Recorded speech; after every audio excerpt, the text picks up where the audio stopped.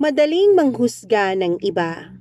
Ang sabi nga ng henerasyon ngayon ay mas madali pang mag-judge ng ibang tao kaysa sa tingnan ng sarili mong kamalian. Sa isang tingin mo lang sa isang tao ay siguradong may makikita ka na ipanghuhusga sa kanya. Pero nasubukan mo na bang tignan ang isang tao hindi gamit ang iyong mga mata, kundi gamit ang iyong puso? Nasubukan mo na rin bang pakinggan ang isang tao hindi gamit ang iyong tengang mapanghusga, kundi ang damdamin mong nagmamahal? Dear Mama Mia, bago ako magpakilala ay gusto ko munang hilingin sa lahat na pakinggan ako gamit ang kanilang mga puso at hindi ang kanilang mga tengang nasanay na manghusga ng ibang tao kapag may narinig sila. Itago niyo na lamang ako sa pangalang Monica. At ito ang aking kwento. Alauna na ng madaling araw, nanlalagkit ang aking hubad na katawan na tinakpan ng manipis na puting kumot na hindi ko alam kung kailan pa huling nalabhan. Nakaharap ako sa kisame habang dahan-dahan kong ibinubuga ang usok ng aking sigarilyo sa kawalan. Maya-maya pa ay narinig ko na ang pag-flush ng inodoro. Saglit akong tumingin doon. Maya-maya pa ay nakita ko na ang isang lalaking nasa edad 50 na dahan-dahang lumalapit sa akin. Nakaligo na siya at nakasuot na ng kaniyang pantalon. Bago niya isinuot ang kaniyang polo ay ngumisi siya sa akin at siyaka nagsalita. Bayad na daw ang kwarto. At nasa ilalim na rin ng unan ang bayad niya sa akin. Kumindat pa siya sa akin bago hinablot sa kama ang polong lukot-lukot na at saka isinuot habang papaalis sa madumi at lumang motel na nagsilbing palasyo ko. Huhusgahan mo rin ba ako, Mama Mia? Oo na, isa akong babaeng pariwara at kaladkarin. Isang babaeng hindi raw dapat nirerespeto. Kung gaano na ako katagal sa trabahong ito ay hindi ko na maalala pa, Mama Mia. Basta ang alam ko ay dito na ako namulat. Dito na ako nasanay. Marumi man sa paningin ng iba ay wala na akong pakialam. Kung marumi, edi linisin, maligo. Tapos next customer naman. Ganun lang kasimple ang buhay para sa akin, Mama Mia. Kahit ang totoo ay alam ko naman na wala na talagang direksyon na mabuti na tinatahak ang buhay ko. Mama Mia, nakakulong na ako sa maruming kalakaran ng mundo. Kung bakit ako naging ganito ay hindi ko rin alam. Basta ang alam ko, Mama Mia, isa akong babaeng tumatakas. Kung ang iba ay takas ng kulungan, ibahin niyo ako. Ako naman, Mama Mia, ay takas ng bahay ampunan. Iniwanan ako ng nanay ko noon sa isang bahay ampunan. Sabi niya, yung mga nagbabantay doon ay mga tiyahin ko. At anak nila lahat ng mga bata sa ampunan na yun. Mama Mia, sa mura kong edad ay naniwala ako sa pinagsasabi ng nanay ko. Sabi pa niya ay iiwan niya lang ako para sa summer, para makilala ko ang mga tiyahin at mga pinsan ko. Tapos pagkatapos ng bakasyon ay babalikan din niya ako bago ang tag-ulan. Naniwala na naman ako, Mama Mia. Dumalaw na ang 7 malalaking bagyo sa lugar na yon, pero ni anino ng mama ko ay hindi na nagpakita sa akin. Hindi na siya bumalik para kunin ako. Hindi na niya ako binalikan. Ang tanga-tanga ko para maniwala sa mga sinasabi niya. Ang mga tiyahin at pinsa na sinabi niya sa akin, lahat ng yun ay hindi pala magkakadugo, Mama Mia. Nasa bahay ampunan na pala ako. Matapos ang maraming taon, ay napagod at sumuko na rin ako maghintay na babalikan pa ako ng nanay ko. Kaya naman ako na ang tumakas para maghanap sa nanay ko, Mama Mia. Umaasa ang tanga kong puso na naligaw lang si Mama. Naligaw lang siya sa kakahanap niya sa akin.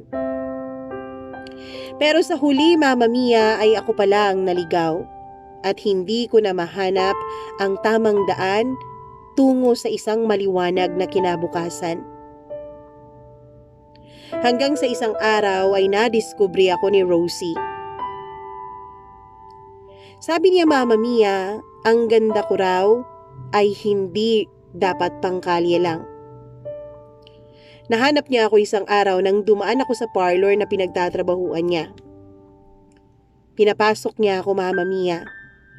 Kahit ayoko naman talagang lumapit sa kanya dahil nga wala akong tiwala sa ibang tao, ay napilitan ako dahil ang sabi niya ay may pagkain siya sa loob. Gutom na ako noon, Mama Mia. Ilang araw na rin akong nalilipasan ng gutom. Kaya naman pumasok ako. At doon niya ipinaliwanag sa akin na may potensyal daw akong kumita ng maganda kung gagamitin ko lang ng maayos ang mga bagay na ibinigay sa akin ng Diyos. Ang ganda ko raw ay siguradong bibighani ng maraming customers na siyang magbibigay sa akin ng maraming pera. Naisip ko, Mama Mia, bakit nga ba hindi ko gamitin ang mga assets ko? Para naman kahit papaano ay makatikim ako ng ginhawa. Para naman kahit papaano ay hindi na ako matulog pa sa kalye.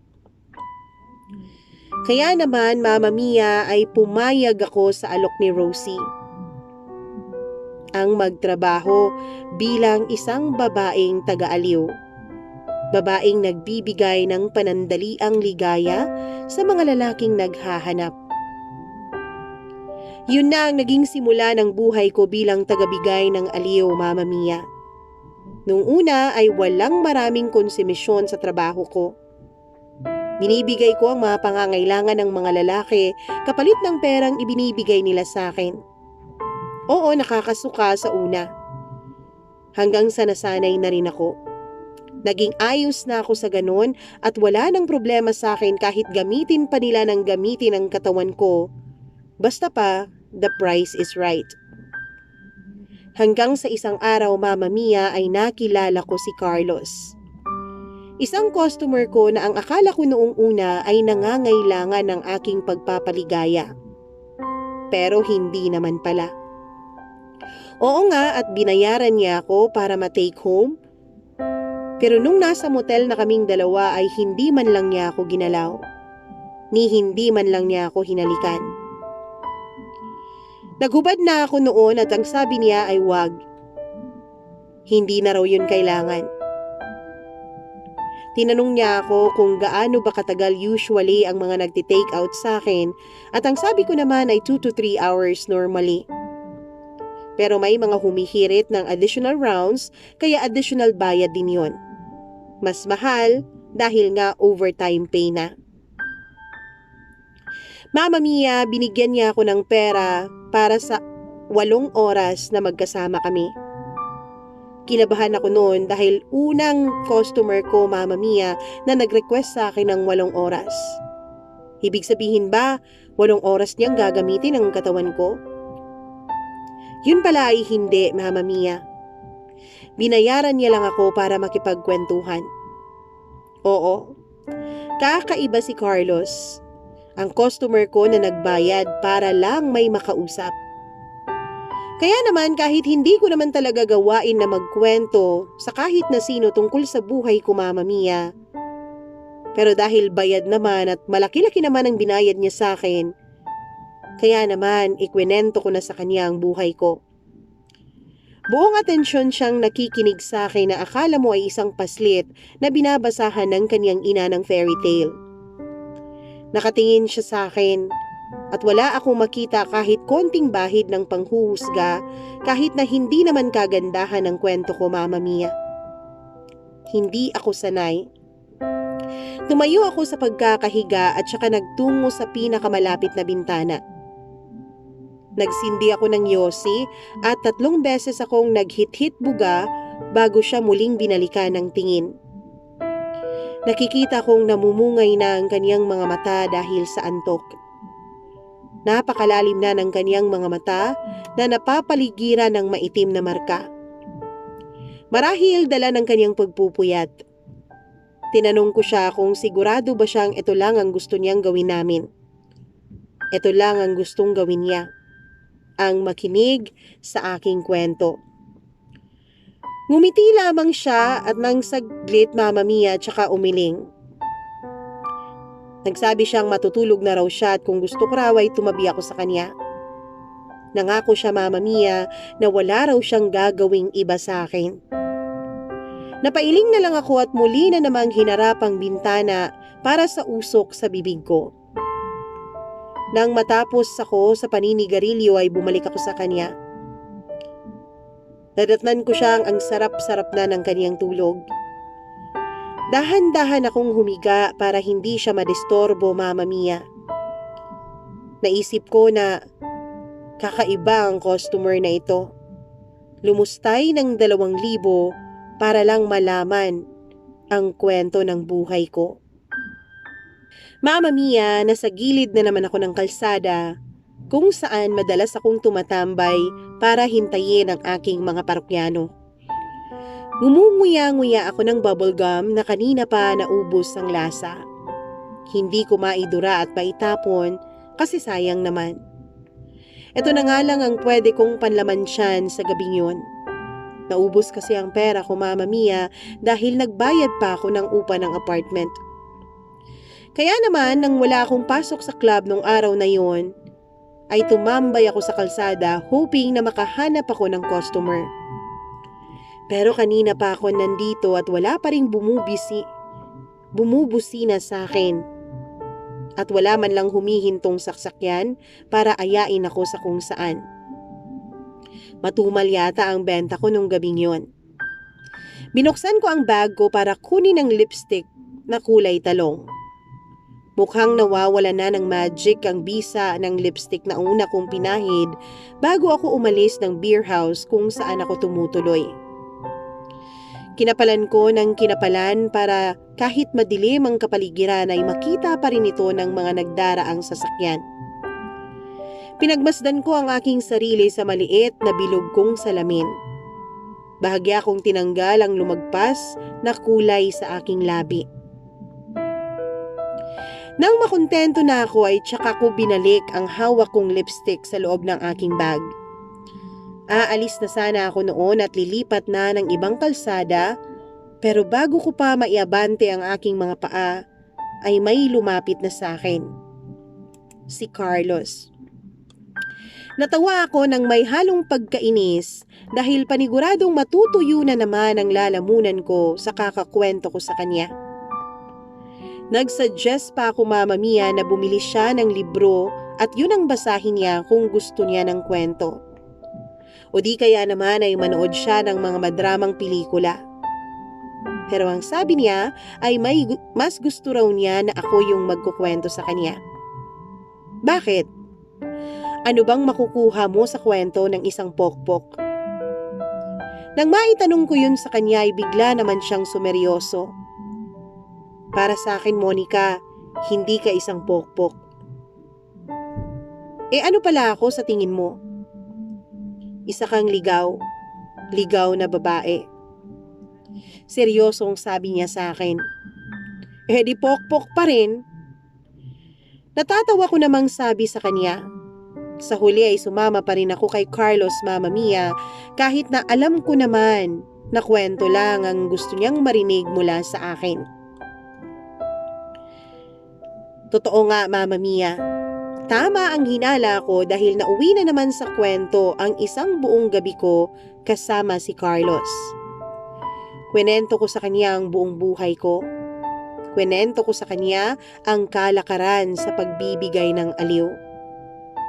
Pati nga mga uri ng customer ay nasabi ko na rin sa kanya na kapwa namin pinagtatawanan, imbis na pandirihan. Nakahiga lang kaming dalawa noon sa kama. Walang kahit na anong damit ang natanggal habang nagpapalitan kami ng mga salita. Nang sa tingin ko Mama Mia ay naubusan na ako ng ikukwento sa kanya ay hinarap ko siya. Humarap din siya sa akin. Hinamon ko siya na siya naman ang magkwento tungkol sa kanyang sarili. Pero umiling siya Mama Mia at sinabing wag daw muna ngayon. Tsaka inayos niya ang kanyang unan at inabot na sa akin ang kumot, sabay sabing matutulog na raw kami. Tumalikod na siya sa akin habang ako naman ay nakatingin pa rin sa kanya. Sino ka ba talaga, Carlos? Yan ang tanong gumugulo sa isip ko. Hanggang sa hilahin na rin ako ng antok at nakisabay nang matulog sa kanya. Mama Mia, sa kanya ko lang naranasan magpalipas ng gabi na tanging tulog lang talaga at kwento ang gagawin.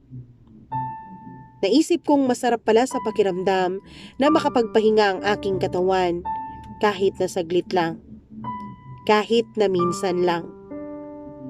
Masarap pala sa pakiramdam Mama Mia na walang ibang taong gumagamit sa katawan ko sa loob ng isang gabi. Kaya naman nakatulog ako noon ng mahimbing. Kinabukasan Mama Mia ay nagising na lang ako sa masarap na amoy ng kape. Nung iminulat ko ang aking mga mata ay ang nakangiting mukha ni Carlos ang bumungad sa akin. Hindi ko alam kung bakit parang nagustuhan ko ang tanawing yun. Yung ngiti niya na una kong masisilayan sa aking paggising mula sa mahimbing kong pagkakatulog. Mama Mia, tinitigan ko siya saglit at tumitig rin siya sa akin. Ilang sandali pa ay sinabi niya sa akin na kakain na raw kami. May in-order daw siyang pagkain. Bumangon na ako at tiningnan ang laman ng mga in-order niya. May tusino at may itlog.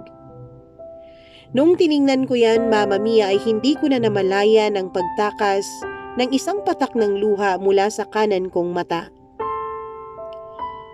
Hindi yun nakaligtas sa mapunuring mata ni Carlos at tinanong niya kung ano yun at kung para saan ang isang patak ng luha na yun.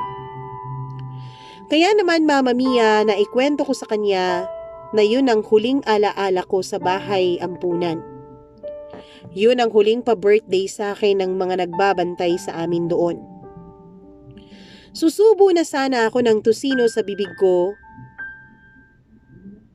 pero naramdaman kong tahimik si Carlos. Pinagmasdan ko siya Mama Mia at tinanong kung may problema ba. Ang sabi niya sa akin ay wala. Alam ko na hindi siya magkukwento, kaya naman umupo na ako Mama Mia at kumuha ng plato at nagsasandok na sana ng pagkain. Nang bigla na naman nagsalita sa akin si Carlos. 4 na salita na nagpatigil sa aking mundo. Monica, may AIDS ako. Napatigil ako sa pagsubo ng kanin sa bibig ko Mama Mia. Hindi ko alam kung tama ba ang narinig ko. AIDS? May AIDS si Carlos? Kapwa kami nagtitigan ng mga oras na yon. Hindi na alam kung sino ang papayagang unang magsalita. Siya ba para ipaliwanag kung bakit ngayon lang niya nasabi ito at kung paano nagsimula ang sakit niya? O ako ba na halatang-halata ang pagkabigla sa aking mukha? Ilang minuto kaming tahimik dalawa bago ko ibinaba ang hawak kong kutsara. Tumayo ako sa kinauupuan ko. Nagtungo ako sa kama at hinagilap sa ulunan ng aking shoulder bag.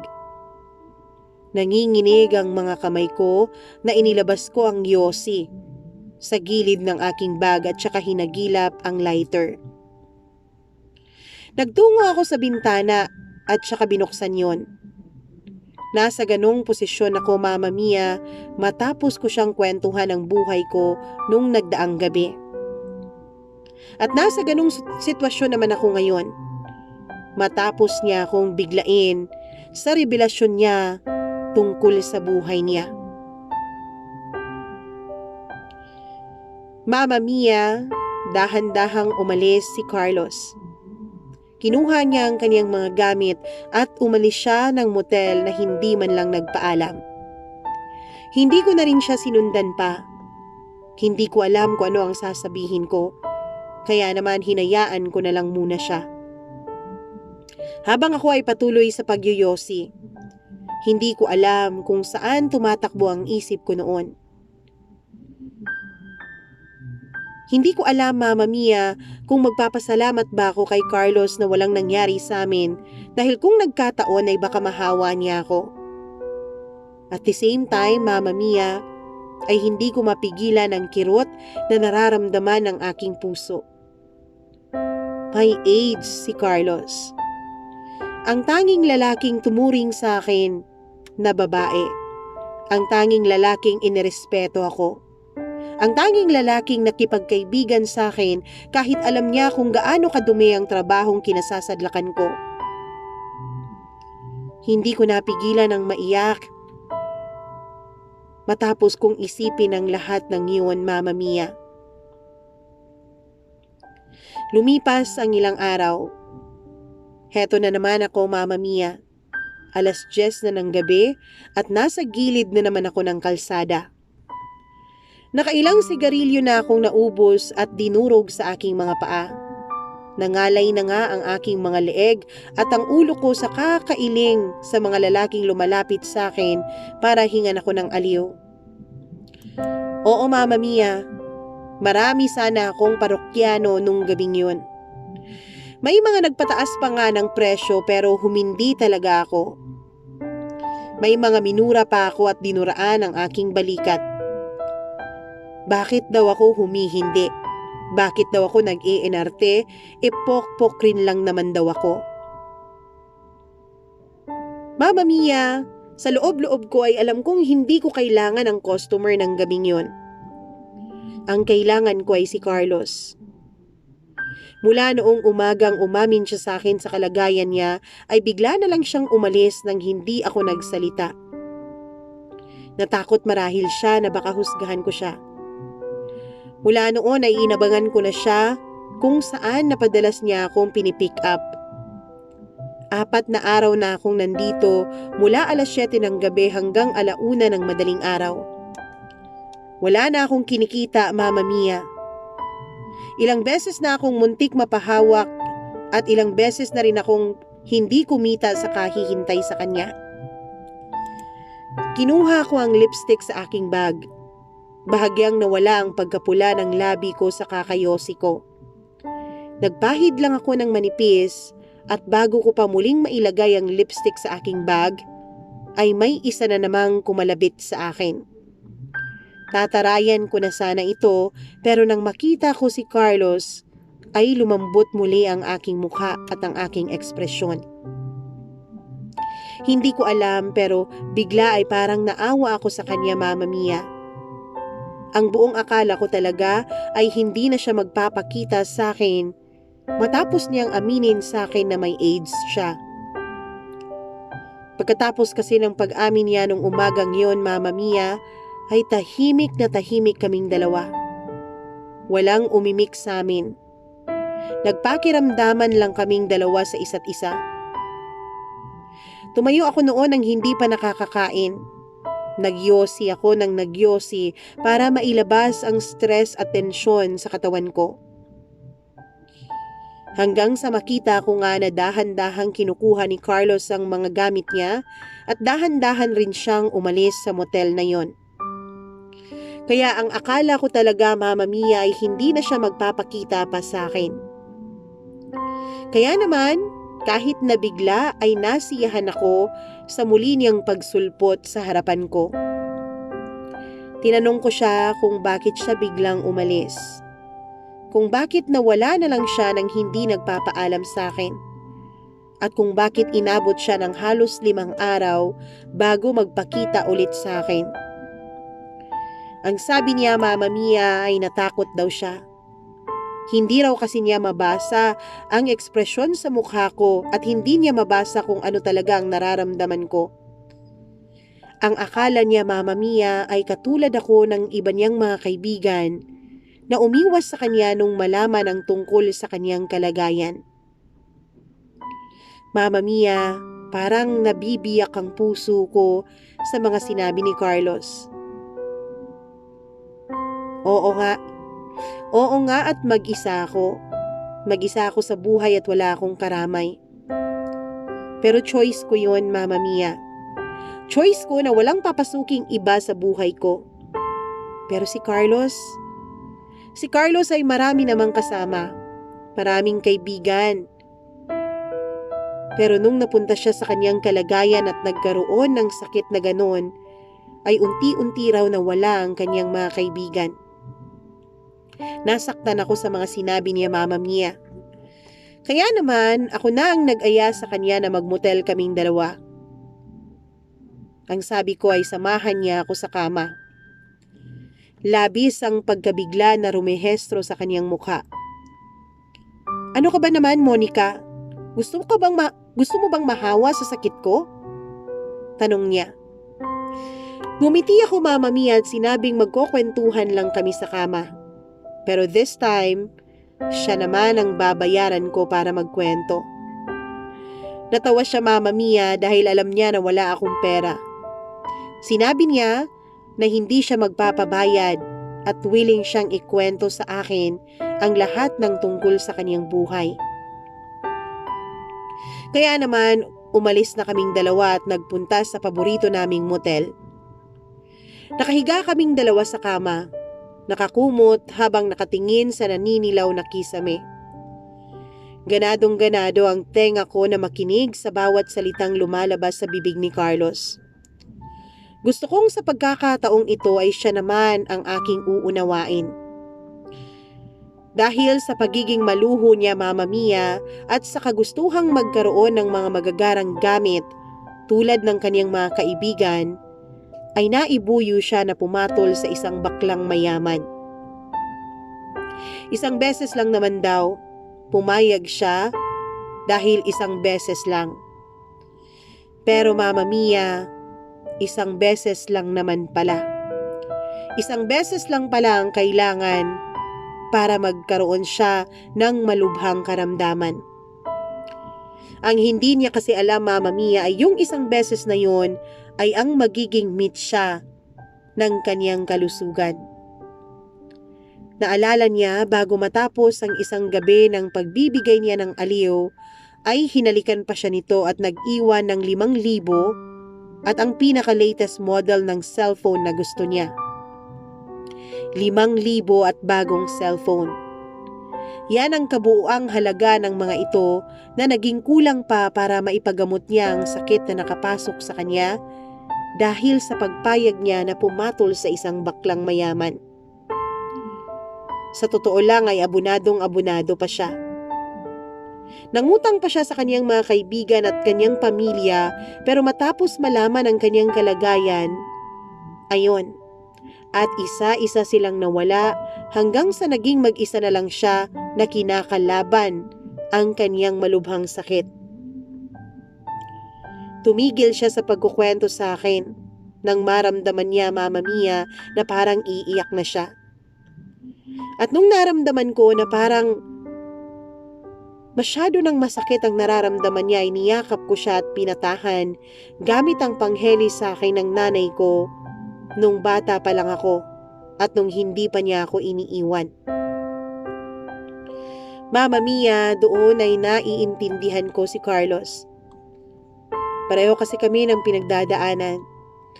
Hindi man kami pareho na may sakit, pero pareho kami, Mama Mia, na isinugal ang sarili naming reputasyon, dignidad at ang sarili naming katawan para lang kahit minsan ay makaahon sa labis na kahirapan.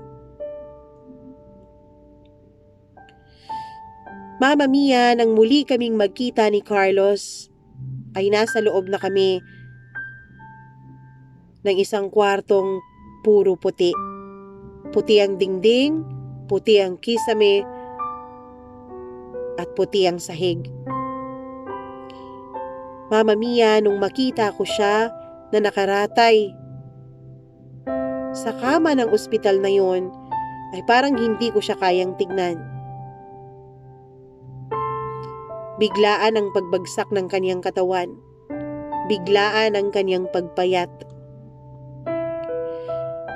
Pero kahit na ganun ang nararamdaman ko ay hindi ko pinahalata sa kanya na naaawa ako sa kanya. Hindi ko pinahalata sa kanya na nasasaktan ako para sa kanya. Pinakita ko Mama Mia na ayos lang ang lahat. Sinabihan ko siya na magpagaling siya dahil magkukwentuhan pa kami sa paborito naming motel. Pero ang sabi niya Mama Mia ay parang hindi na niya kakayanin. Ang sabi niya Mama Mia ay handa na siya dahil alam niyang hindi na siya gagaling pa. Pinigilan ko siya sa kaniyang mga sinasabi. Ngumiti siya ng pilit, ngiti na may halong kalungkutan ng mga mata. At tinanong niya kung umaasa pa rin ba daw ako na mabubuhay pa siya. Mama Mia, buong lakas ng loob kong sinagot ko siya na oo. At dapat din siya ay hindi mawala ng pag-asa. Pagkatapos kong sabihin yon ay mahabang katahimikan ang namagitan sa aming dalawa hanggang sa binasag niya ito ng kanyang pasasalamat. Pasasalamat niya sa akin dahil hindi ko siya iniwan. Huminga ako ng malalim at sinabing tama na ang dramang yon. Sayang ang mascara ko na regalo pa sa akin ng isa kong customer. Tumawa siya Mama Mia. Hanggang sa naisipan namin na magbiruan at magkwentuhan na lang. Mama Mia, punong-puno ng tawanan ng ospital na yon dahil sa aming dalawa. Pero alam ko na sa likod ng matawanan na yon ay ang mga puso naming umiiyak dahil alam namin Mama Mia na nabibilang na lang ang oras namin na magkasama. Gusto kong pakinggan mo ako gamit ng puso mo at hindi ang tenga mo na nasanay na manghusga sa kwento ng ibang tao. Lumipas ang 6 na buwan at tuluyan ng bumigay ang katawan ni Carlos. Sabi nga ng doktor ay himala pa na tumagal siya ng ganon.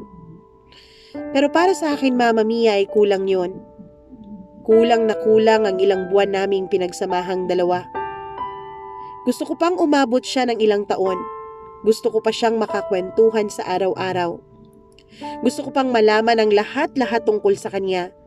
Mula sa kanyang pagkabata hanggang sa kanyang pagtanda. Gusto kong malaman ang mga lugar na gusto niyang puntahan. Gusto ko pang malaman lahat-lahat sa kanya pero alam kong imposible na yun Mama Mia. Kumaway na siya sa puting ilaw at nagpaakay na siya sa Diyos papunta sa lugar kung saan ay totoong makakapagpahinga na siya at hindi ko yun pipigilan pa dahil alam kong matagal na yung hinahanap ng kanyang kaluluwa. Sa maikling panahon Mama Mia na pinagsamahan naming dalawa ni Carlos ay marami akong natutunan sa kanya. Natuto akong tumingala at umasa na balang araw yung madilim na kalsadang madalas kong tambayan ay magagawa ko na ring talikuran. Gusto ko na ring baguhin at tunguhin ang maliwanag na parte ng kalsada kung saan Mama Mia ay malaya akong makapagbagong buhay. Baka naman kasi pwede pa. Kasi ang sabi ni Carlos, hindi pa huli ang lahat para sa akin. Ang sabi niya Mama Mia ay maggagawa ko pang baguhin ang kwentong itinatakbo ng buhay ko. Sana nga Mama Mia tama siya. Sana nga kaya ko pang baguhin ang madilim kong kalakaran at ang madilim kong buhay.